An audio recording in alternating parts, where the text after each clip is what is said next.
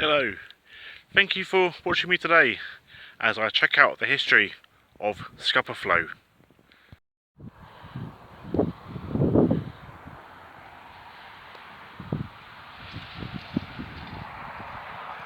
So, if you're from Orkney or the area, or know a bit about your military history, you may have already known about this. But for all those that have never been to Orkney or don't know too much, Scupa Flow sits at the bottom, the southern part of the mainland Orkney. Now, me being from London, whenever I heard of mainland, I just presumed of mainland Britain. But some of the locals here refer to the mainland as the main island for here in Orkney, because there's quite a few different islands that make up the Orkney Islands.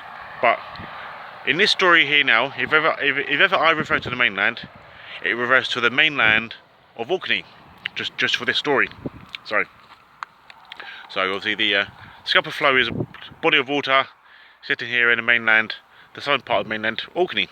So obviously throughout the years, Orkney has got a great history. Way back in Viking times, being raided and all this sort of stuff, and the locals were defending and whatever. So, and back in the 1600s, there was something called the Battle of the Three Kingdoms, which I presume was Ireland, Scotland and England. So there was a big bad battle then as well. And then, but the main story I'm here today is to tell you the story from what happened in the First World War. So, as it turned out, throughout the battle of the First World War, which Britain won with America and all this type of stuff, it turns out that during one of the naval battles, the British Army, or the British Navy, managed to capture something like 74 boats, and they were gonna do whatever they was gonna do with them. But with them capturing the boat in the battle, whatever battle it was, the Royal Navy realised they didn't have enough manpower to man their boats and the German boats that were captured. So they managed to get the German Navy to, that was obviously partially manned by the German Navy, partially manned by the Royal Navy, and the naval command said, "Boy, wow, what can we do with them, these boats?" So just for now, they said, "Well, we're going to take them up to the Shetlands, park them there for now, and then while we decide what we can do with them." So now, obviously, First World War ended, and they were all stationed on the Scupa Flow, or harbour, or whatever. So then, First World War ended, and they were sat here. So 1919 now, been 7 months. It was 7 months before, and still no decision had been made.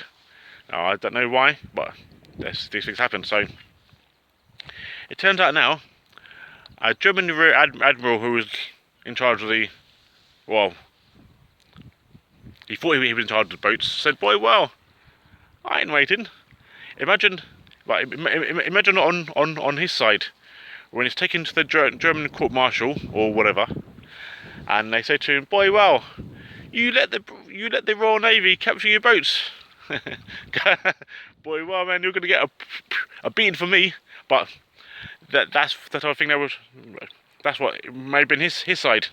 So then, he's thought to himself, "Boy, well, I can't let them capture and do whatever and take so long with the boats." So after a little planning with the rest of his German crew, they decided to scupper the boats, or do enough damage to the boats to make him sink. So they put the plan into action. So, and then the boat started to sink. Obviously, some of the Royal Navy managed to stop all the boats being destroyed. But it turns out now, at the bottom of this open water here somewhere, sits 7 or so German boats, German Navy boats, U-boats and whatever, and all collecting rust at the bottom of here. So now, 100 years on from the battle, apart from the likes of me making YouTube videos and whatever, plenty of things happen here. I don't know, there's the school kids have a bit of a history lesson from their teachers or whatever, but there's also some scuba divers who can practice wreck diving and whatever, and put their skills into place for whenever they go to other sites or rescue boats or whatever, or work with oil rigs, so they can practice here and do their magic and put their skills into place. But a friend of mine came from Orkney, and it wasn't until he told me that I didn't know much about it. So thanks, Bob. Anyway, so that's me for now. Thanks for watching, and I'm going to show you some a little video here now with some more facts about it, and you can listen to some music. Ciao for now, and listen to the music. Ciao.